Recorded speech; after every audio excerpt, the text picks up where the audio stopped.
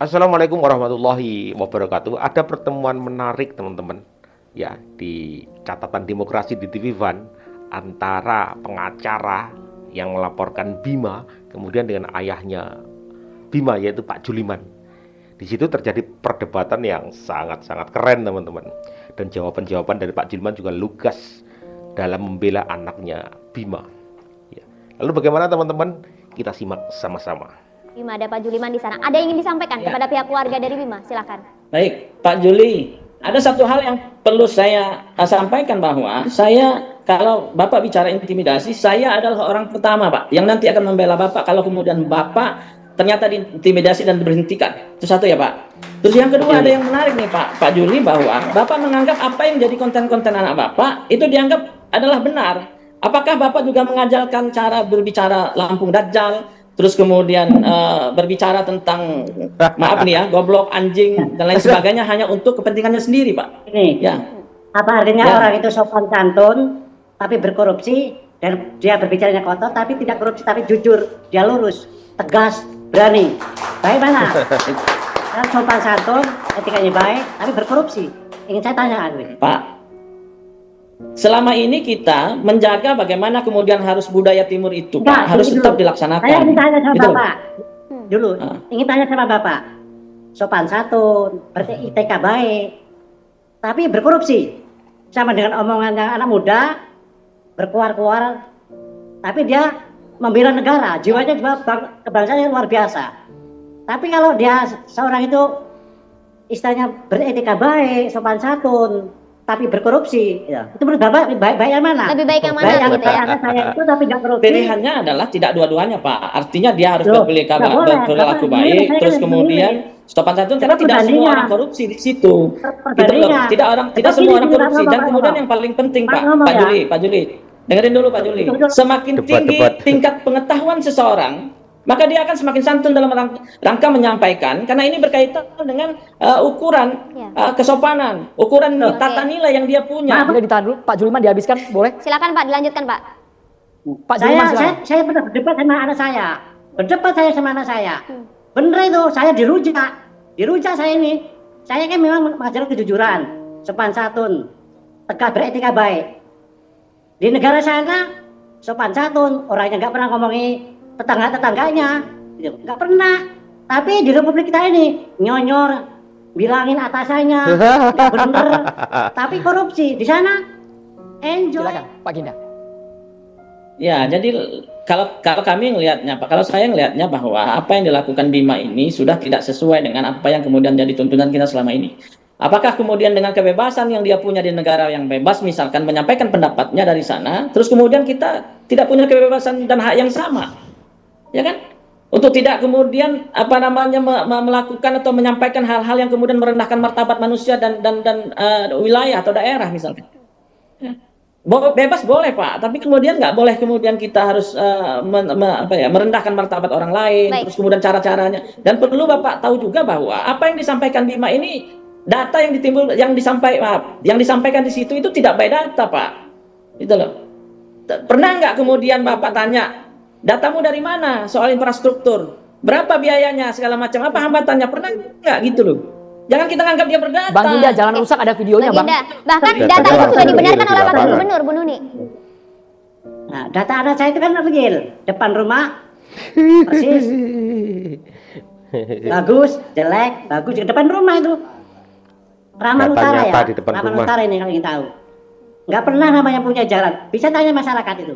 Jalannya jelek dari sekarang. Iya, anak buah Pak Mahfud MD ke rumah tak tunjuk itu. Main ular tangganya itu di depan rumah pas itu. Simpang 4 itu tahu. Apa bukan data? Lampung itu sudah meningkat sebetulnya 22,98% kalau saya data punya ya. Dia bandingkan 2022 dan 2021. Artinya sebenarnya pemerintah Lampung sudah mengusahakan, sudah meniatkan untuk memperbaiki infrastruktur. Cuman kan kemudian bahasa ini kan tidak disampaikan dengan baik. Ya, oleh pemerintah. Yang kemudian akhirnya Bapak yang dipertanyakan, Anda tidak becus ngurus anak. Ini kan satu narasi yang menurut saya ya ke depan dikoreksi, atau mungkin Bapak bisa mengatakan dengan Pak Gubernur kan datanya memang Bapak punya ada dan infrastruktur rusak gitu. Kenapa saya disalahkan tidak ngurus Pak Juliman gitu? Langsung dijawab Pak Juliman. Kalau menurut saya memang data real itu. Bicara masalah pendidikan ini sekarang ya ini. anak saya diterima di Australia aja 3 kayak perguruan tinggi negeri, di Amerika 2, Loh, tapi di Republik hebat, Indonesia nggak dipakai. Itu data sudah real itu. Sedangkan tingkat pendidikan dan perbandingan di dunia jauh, UI, ITB, UGM, bisa lihat dibandingkan dengan perguruan tinggi anak saya ini urutannya. Ada masalah ke kritikan pendidikan. Real itu Mas, itu tuh. Data Real, soal nyata. infrastruktur juga ya Pak Juliman ya? Ini data real, gimana saudara ini nih? Semangat saya dukung. Apalagi nanti saya udah nggak PNS, lebih seru. Sama. Oke, Baik. oke, baik. Apalagi kalau sudah keluar dari PNS, ini akan tambah seru. Artinya dia akan semakin banyak berkeluar-keluar begitu. 11-12, artinya bapak dan anak itu memang buah tidak akan jatuhnya tidak akan jauh dari pohonnya. Ya, antara Bima dan juga bapaknya ini Pak Juliman ini memang sama-sama ya. Sama-sama orang yang vokal sebenarnya. Terus bagaimana tanggapan dari netizen teman-teman tentang jawaban dari Pak Juliman ini dalam mengkonter debat-debat dengan pengacara Winda Ansori ini? Gengs, ini video mereka debat pasti lewat di kalian ya kan? Terus yang kayak gini juga nih, ini Juli versus orang yang pengen ngelaporin Bima. Di sini akhirnya kita paham kalau misalnya emang bener Juli dan Bima itu adalah anak dan bapak ya teman-teman. Bener-bener kelihatan. Kemarin waktu di video klarifikasi yang di post yang kolom komentarnya dimatiin, itu tuh tidak terlihat seperti Juli bapaknya Bima. Dan juga benar kata si Bima, bapaknya itu kayak tertekan gitu kan suaranya. Terbukti waktu lagi debat ini, akhirnya mungkin kayak udah merasa, oh iya anak gue bener. Terus abis itu juga merasakan banyak dukungan dari orang-orang. Akhirnya bapaknya Bima ini bisa berbicara dengan baik dan juga lugas gitu. Ada beberapa poin yang gue tonton dan gue setuju banget waktu dibilang kayak, ya buat apa anak saya itu baik mulutnya dan lain-lain, tapi dia itu melakukan pencurian, melakukan korupsi dan lain-lain. Loh anak saya ini loh, saya ajarin jujur dari awal. Anak saya ini tuh tegas, lugas, dan juga berani. Wah gila sih, gue waktu nonton bagian situ gue kayak, bapaknya dia bela dia di TV nasional. Keren banget sih menurut gue, sumpah. Dan menurut gue punchline dari omongannya bapaknya Bima itu adalah waktu dia bilang, nanti kalau misal saya udah nggak PNS, kita lihat aja, bakal lebih seru. Mantap. Mantap. By the way, kalian sadar nggak sih kalau misalnya di awal nih si Bima itu nggak dilaporin sama si bapak-bapak itu tuh pasti nggak akan sampai sebesar ini permasalahannya. Jadi menurut gue kita agak sedikit low, kayak harus bersyukur sih sama dia. Gimana tanggapan kalian terhadap debat bapaknya Bima dan orang yang melaporkan itu? Tulis di kolom komentar. Apalagi nanti saya udah nggak PNS, Tambah seru. lebih seru. Halo warga negara yang baik. Ini aku baru lihat Viti tentang pernyataan dari orang tua Bima yang mendukung anaknya untuk terus berjuang.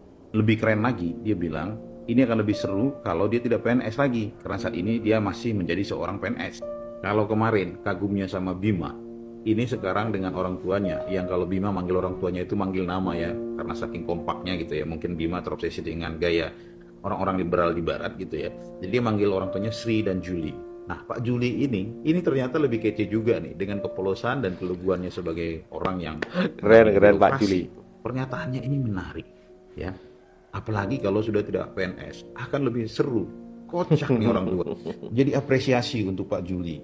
Ya kalau kemarin saya kemudian sangat bersemangat mendengarkan bagaimana celotehannya Bima yang disertai dengan data, dengan penyajian yang luar biasa ya. Walaupun saya juga mengkritik ketika dia mulai terlalu berlebihan, mengatakan dia dipersekusi negara segala macam, walaupun faktanya tidak ada gitu ya. Yang terjadi sebaliknya sekarang adalah kekuasaan itu justru mendengarkan Bima. Lihat nggak kemarin itu mulai dari Habibur Rahman ya, anggota DPR Lampung yang membela Bima ya, walaupun Pak Habib itu ya, Habibur Rahman harusnya yang menjadi berada di posisi Bima gitu, kan anggota DPR gitu ya. Lalu kemudian ada juga Pak Mahfud MD yang kemudian memberikan konstruksi hukum yang mungkin terjadi atas Bima, tapi mengingatkan jangan mengancam-ancam orang tua Bima, karena Bima adalah subjek hukum sendiri yang itu berbeda dengan kemudian orang tuanya gitu ya. Bahkan sekjen penguasa, partai penguasa kemarin itu ya mengatakan itu sesuatu yang lumrah gitu ya. Banyak orang yang memberikan dukungan kepada Bima ya. Dalam hal ini kemudian gaya komunikasi Bima itu sudah dimaklumi sebagai gaya komunikasi dari generasi muda. Nah terkait dengan posisi Pak Juli ini ya, yang seorang PNS, menurutku ini memberi perspektif yang luar biasa untuk pribadi soal PNS. Karena kita tahu ya, karena banyaknya oknum-oknum PNS ini yang kemudian tidak menunjukkan integritas. Kadang-kadang kemudian orang menganggap seluruh PNS itu sama. Nah, Pak Juli membuat perspektif kita tentang PNS itu menjadi berbeda sedikit gitu ya. Akan ada perubahan yang positif memandang PNS, terutama ketika banyak PNS-PNS kita ini punya integritas, kejujuran, dan keberanian seperti Pak Juli untuk menjalankan pekerjaan dan mengabdikan diri bagi pelayan. Poinnya, tetaplah berani berjuang, persis seperti kata Pak Juli. Yang paling penting lagi, berjuang untuk kepentingan banyak orang. Suara Bima sudah didengarkan oleh Republik ini, dan pembangunan jalan di Lampung sudah mulai dirapikan kembali. Mantap. Ya, poin yang saya dapatkan dari sini adalah tetap lakukan kejujuran meskipun itu dirasa pahit. Seperti apa yang dikatakan oleh Pak Juliman. Dan Fik, Pak Juliman dan Bima adalah anak dan orang tua yang pas. Karena buah tidak akan jatuh jauh dari pohonnya. Wassalamualaikum warahmatullahi wabarakatuh.